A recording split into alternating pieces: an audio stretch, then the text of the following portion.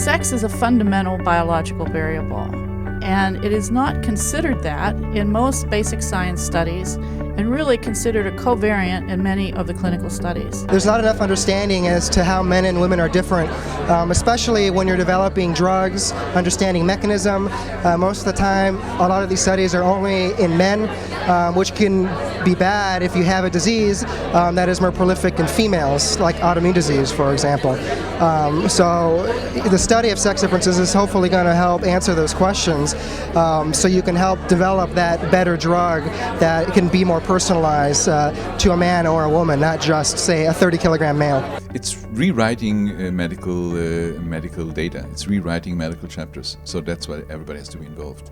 Having an international meeting, of course, brings a whole new viewpoint, which is terrific and very exciting. So it makes sense to bring everybody together to share their successes, their failures, the barriers, and to learn from each other in terms of research and how to advance the whole area of sex differences research.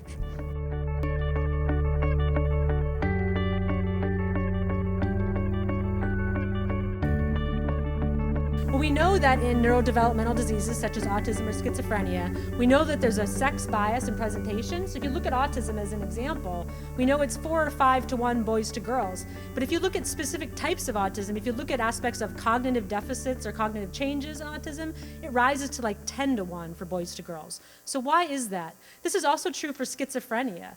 So while you look at overall levels of schizophrenia, there isn't really a significant sex bias, but there absolutely is in terms of presentation and onset. So boys present much earlier than girls do, and they have much more severe cognitive symptoms than girls do. I think you only have to look at trends of cancer by men and women and see the huge discrepancies. Esophageal adenocarcinoma, for example, one of the cancers that I work a lot in, has a sex ratio of about 8 to 1. So for every single female that develops this cancer, about 8 men do. And the reasons for this are really poorly understood.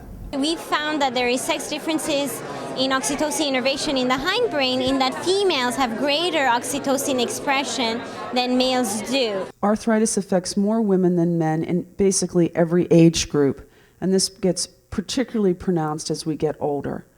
This is more in the knee. Actually, in the hip joint, the incidence is about the same. Women get a lot more arthritis in the little joints of their hands than men do. So there are definite sex differences that are present that we still don't really understand.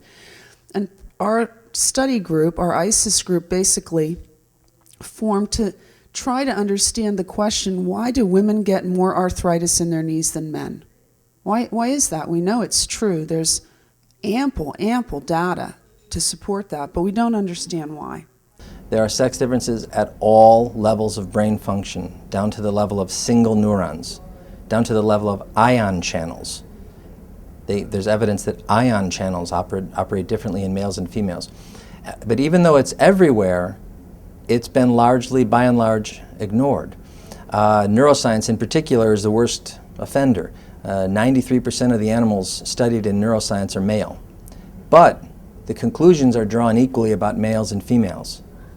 Maybe that was a valid strategy 20, 30 years ago. It is no longer, because of the evidence that indicates that sex differences is important, often in ways that we completely didn't anticipate. And there are differences between men and women. Some things are the same, like age and knee joint function, knee joint range of motion, but women also add in their BMI is more of a factor for them. The more weight they have, the worse function they have. Opioid usage, how much medications they're taking, actually is a predictor of how poor function they will have. And again, how much they worry about their pain is more of a predictor. And more importantly to this group, we know that depression occurs twice as often in women.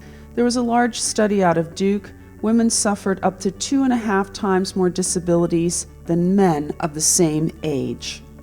I think the biggest thing to take away from this conference is more the big picture, as well as those specific talks, but thinking, again, clinically basic, and putting together all we learn about sex differences, mechanisms, and how we can all apply that to different areas of research. There are many different disciplines that might not necessarily usually overlap, and just that coming together of scientists with different perspectives, different ideas, and working in different exposures or outcomes is really intriguing, and I think makes for not only a really interesting conference, but it gives you nuggets of information to take away. There's a real opportunity to share knowledge that wouldn't usually be shared, and for us to question hypotheses in a different way. Sex differences are not just a U.S.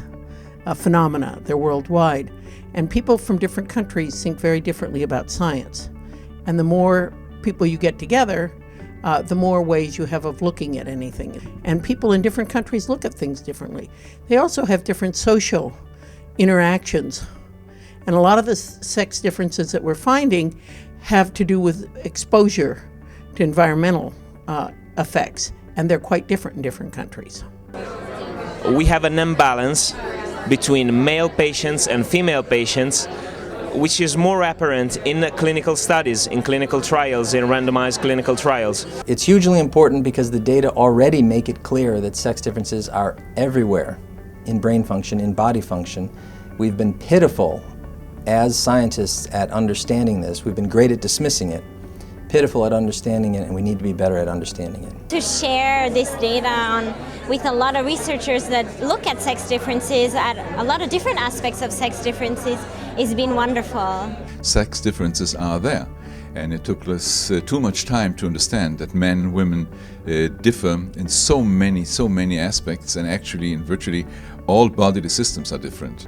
We have to take it seriously because it is such a fundamental genetic variable that accounts for all physiology and pathophysiology.